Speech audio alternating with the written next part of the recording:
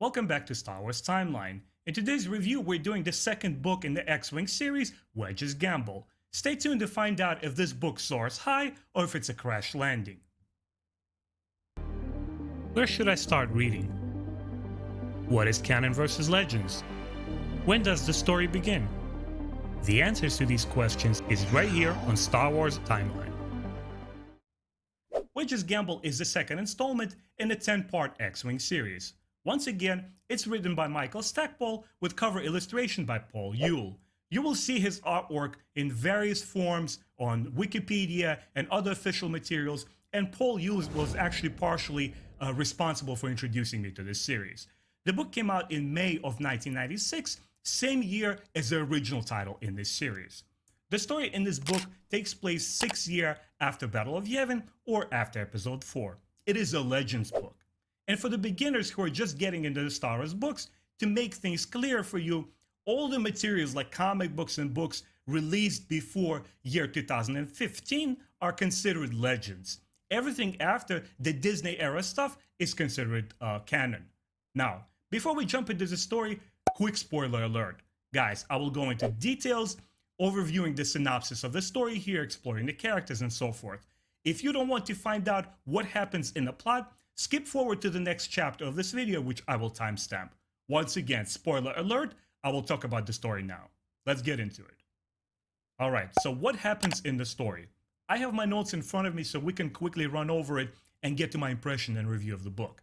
We pick up 1 month after the original title with the conquest of the planet Borleas. The Rogue Squadron recruits fresh new blood. They got Ariel Noob, the sister to the Celestan alien that we see aboard the Millennium Falcon in the Star Wars Episode 6 with Lando Calrissian during the destruction of the second Death Star. We also get the Alliance General's son, Pash Kraken, a new hotshot pilot. The team is tasked with a new objective. They have to take the Imperial homeworld Coruscant. But first, they need to assemble an infiltration team from a very unlikely place, the prisons of Cassel. Meanwhile, Isan Yizard, the Imperial general who basically oversees the entire remnant of the Empire, and her agent Kertan Lur use their intel, which is a spy among the rebels, and he's not revealed. We don't know who he is. They discover the Alliance's plot.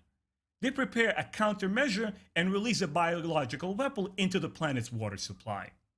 Their intent is to let the Alliance take the planet and disable the planet with a deadly virus which will attack a non-human species, knowing full well that the rebels will need huge quantities of the healing Bacta medicine and will exhaust their resources shortly, which will present a perfect opportunity to become an easy target and for the Imperial reprisal. Wedge Antilles, Corran Horn, Mirix Tarek, and the rest of the Rogue Squadron crew sneak into the Imperial Center in separate teams. After a reconnaissance operation, they formulate a plan of taking the planet by disabling its shields from the ground. The plan is put into motion with a twofold attack by the Rogue Squadron team on the planet's surface and the newly arrived Rebel Alliance fleet from the orbit. The shields are disabled. Isan Yizard makes her tactical retreat, leaving Kertan Lur, her agent, in charge of sabotaging the rebel efforts on the ground. The Alliance wins the day, but at a cost. Corran Horn is presumed dead when his fighter loses control and crashes into one of the buildings. In the epilogue of the book, we find out that Corran Horn is actually captured by the Imperials, and Isan Yizard promises to turn him into a sleeper agent. Moving on, let's talk about my impression of the book. And the very first thing I actually like to mention is not the characters, not the plot, but actually the planet Coruscant. To illustrate the point, this book came out in 1996, 3 years prior to the release of The Phantom Menace, where we actually got to see Coruscant in its full glory. And what was really amazing in this book is how it captures all the beauty and intricate detail in its own unique way. What's also cool is that you could see a distinct inspiration from Ralph McQuarrie's paintings, which he actually painted the Imperial homeworld back in the 70s and 80s when the original saga was coming out. And I'll pop some images on the screens so you guys could appreciate the artwork and make a comparison to what we'll later see in the films. Another interesting comparison is I'm currently reading two books at the time. So I was just finishing up Wedge's Gamble, and I'm rereading actually Thrawn's first new Thrawn trilogy book at the same time, where we also see Coruscant. And it's unbelievable how the two resonate with one another. One book is written in 1996. One is, a recent title which came out only a few years ago. But both of them paint Coruscant in a very interesting and unique light, but it's still very recognizable, and it still stems from the original artwork of Ralph McQuarrie. The next thing I would like to mention is surprising change of pace. In the first book, it was more of a space fighter kind of like a story, almost like Top Gun. We have this hot new pilots, and we're trying to work together, and Wedge Antilles is shaping them into the fighting force. Whereas this book primarily takes place on the planet surface of Coruscant. So it functions more as a military espionage title, something I would compare to Mission Impossible in the movies. And it was interesting to see the Rogue Squadron's interactions with one another, as well as see them implement their skill sets on the ground. Obviously they're pilots, they know how to, fight in their X-Wings, but now they're on the ground and still as soldiers, they have to, rise to the occasion, use their skills, and accomplish the mission. So this gave a good opportunity for the characters to interact with one another. We kind of like delve deeper into their minds and kind of explore why they fight this war, what's at stake for them, what are they willing to sacrifice. And I found it quite enjoyable and different from the first book. It's fair to say that the plot here is very character-centric. If it wasn't for the interesting characters that we met in the first book, and if they didn't continue to involve in this title, I don't think it would have worked as much, because the plot is pretty much bare bones. Here's your mission, get to the planet, find the means to overtake it, execute, and accomplish the mission. Pretty basic stuff. Another thing in regards to characters, what I enjoyed the most was the continuing relationship between Corran Horn and Merrick's. It's very layered. It's very mature in its writing. They don't rush into each other's beds. They kind of like try to figure each other out, why they work, and kind of like they're not even fully revealed their feelings towards another, even though they both understand what's going on. I felt that subject matter was treated very maturely and with patience. And it's almost like a reward in itself, where you're anticipating what's going to happen between the two in the following books. The next thing I'd like to mention is, let's go over to the Imperial side. Kirtan Lore. He was an interesting villain in the original book, where he's not the main bad guy, but he's kind of like this agent who has his own motivations and ambitions as well. He's conniving, he threats at some point, but he's also a military genius. He knows to operate with numbers and data and stuff like that. And here we continue to see his evolution. He comes into his own right. He becomes a more increasing threat to the rebels when he oversees the project of this biological weapon that they try to put together and attack all the non-human species. He also gains more confidence in Isan Izar's eyes.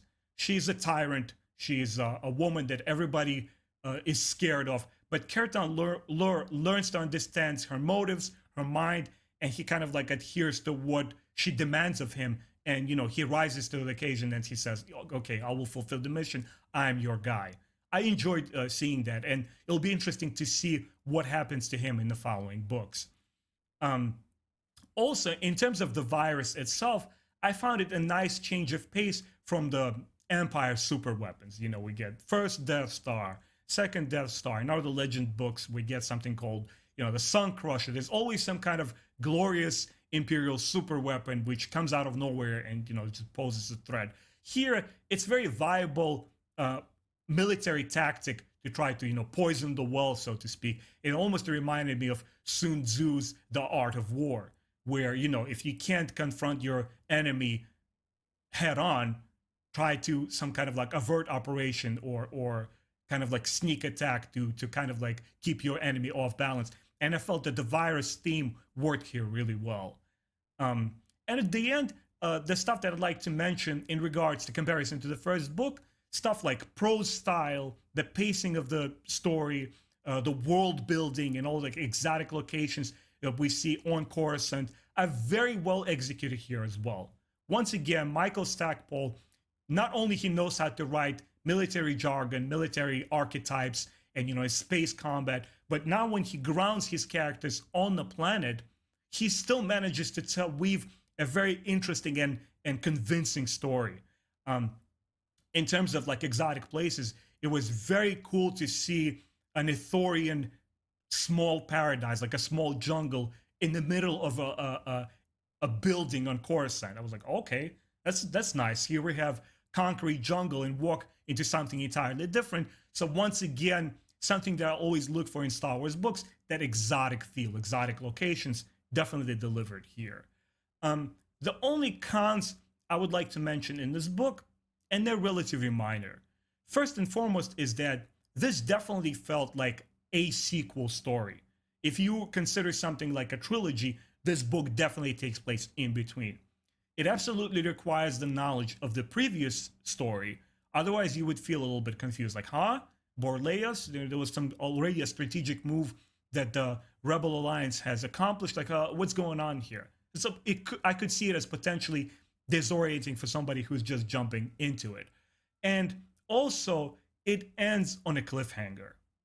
I don't mind cliffhangers, but once again, I feel that it was a little bit abrupt.